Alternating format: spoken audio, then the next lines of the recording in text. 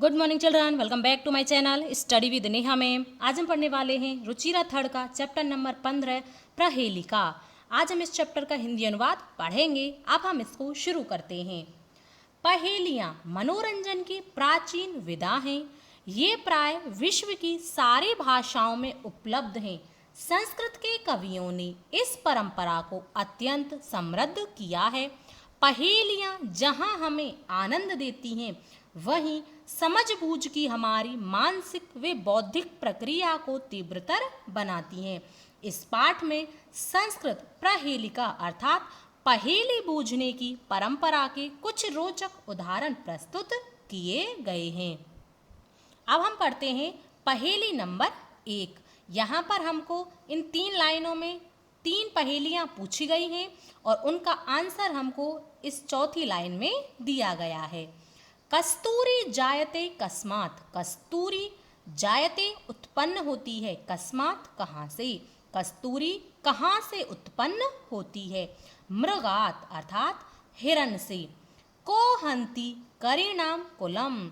करीणाम यानी कि हाथियों के कुल को कोहंती कौन मारता है? हाथियों के कुल को कौन मारता है? तो कौन मारता है?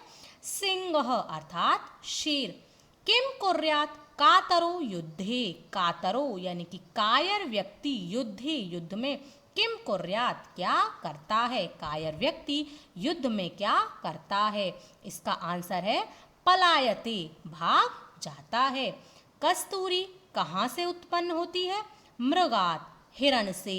हाथियों के कुल को कौन मारता है? सिंह अर्थात शेर। किम कुर्यात कातरो युद्धे। कायर व्यक्ति युद्ध में क्या करता है? पलायते भाग जाता है। अब देखो पहेली नंबर 2। सीमंतिनीषु का शांता। सीमंतिनीषु यानी कि नारियों में सबसे शांत कौन है? राजा को अभूत गुणोत्तम। सबसे गुणी राजा कौन हुए? तो देखो यहाँ पर इस शब्द का पहला वर्ण और इस शब्द का लास्ट का वर्ण जोड़ करके हमको इसका आंसर मिलेगा। तो नारियों में सबसे शांत कौन है? सी और ता, तो क्या बना? सीता। नारियों में सबसे शांत सीता। और को अभूत गुणोत्तम राजा, सबसे गुणी राजा कौन हुए? यहाँ पर भी हमको पहला वर्ण लेना है और इसका लास्ट का वर्ण लेना है, तो क्या बना? राम। राजाओं में सबसे गुणी राजा कौन हुए? राम। विद्वद भी का सदा वंदहा। विद्वानों में सबसे ज्यादा वंदनीय कौन है? तो इसका पहला वर्ण और इसका लास्ट का वर्ण, तो क्या बना? विद्या। अत्र एव उक्तम ने बुध्यते। अत्र एव उक्तम अर्थात यहीं पर बताया गया है, ने बुध्यते परंतु समझ नहीं आ रहा है। नारियों में सबसे शांत कौन है? सीता। सबसे गुणी राजा कौन हुए? राम। और विद्वानों में सबसे ज्यादा वंदनीय कौन है? विद्या। यहीं पर बताया गया है परंतु समझ नहीं आ रहा है। अब देखो पहेली नंबर 3। कम संजगान कृष्ण। कृष्ण कृष्ण ने कम किसको? संजगान मारा। कृष्ण ने किसको मारा? तो हमको यह वर्ण और यह वर्ण जोड़ करके इसका आंसर मिलेगा। तो किसको मारा? कंसम अर्थात कंस को। का शीतल वाहिनी गंगा। शीतल वाहिनी गंगा कहाँ से निकलती है? तो हमको यह का वर्ण और शी वर्ण जोड़ करके इसका आंसर मिलेगा। तो कहाँ से निकलती है? काशी। शीतल वाहिनी गंगा कहाँ से निकलती है? काशी। काशी से। केदार पोषण रताहा। केदार पोषण यानी कि पत्नी के पोषण में, पत्नी का पोषण कौन करता है? तो इसका आंसर होगा हमको के और दार पोषण रताहा, ये दोनों ही मिला करके लिखना है।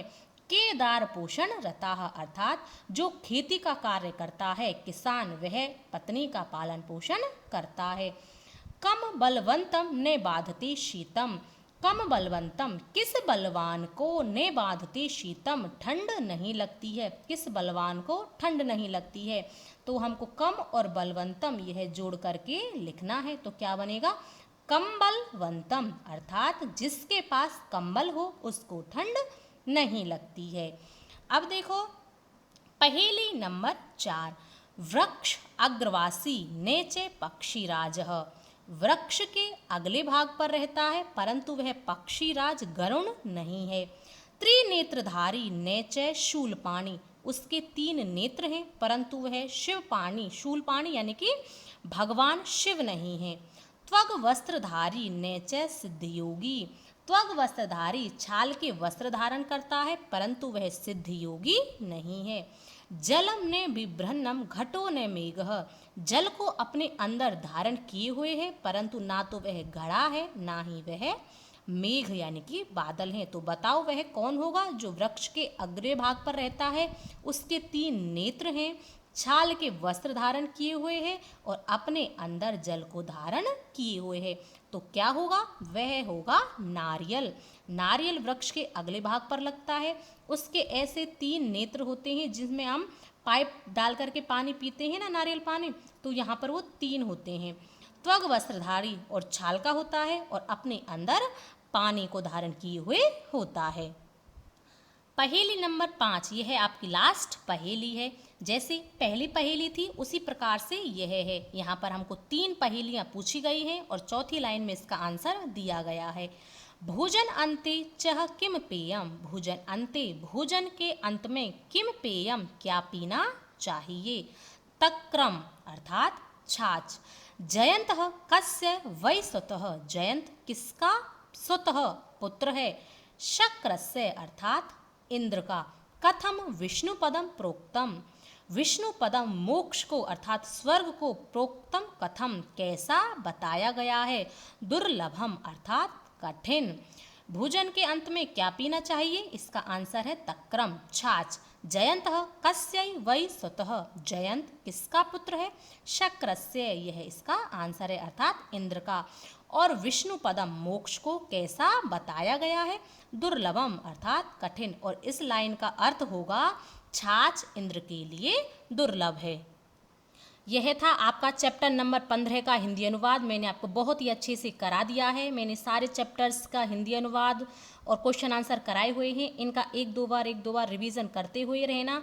कम पढ़ो पर रेगुलर पढ़ो। यह नहीं है कि 1-2 दिन तो आप पढ़ लिए 4-4 5-5 घंटे, फिर 5-6 दिन आप पढ़े ही नहीं। इस प्रकार से नहीं। सफल व्यक्ति हमेशा ही अपने काम में रेगुलरिटी रखते हैं। आपको भी उसी प्रकार से रेगुलरिटी रखनी है।